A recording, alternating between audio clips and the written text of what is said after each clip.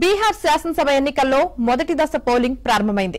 మొత్తం 243 అసెంబ్లీ స్థానాలకు గాను 121 సీట్లకు ఎన్నికలు జరగనున్నాయి.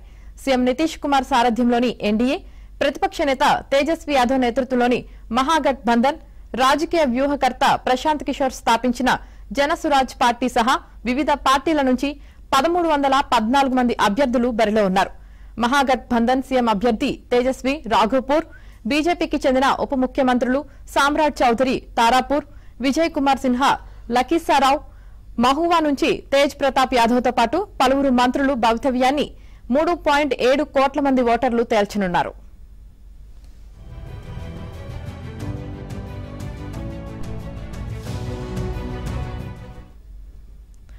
తొలి విడతలో 45,341 పోలింగ్ కేంద్రాలు ఉండగా గ్రామీణ ప్రాంతాల్లో అత్యధికంగా 36,733 ఉన్నాయి.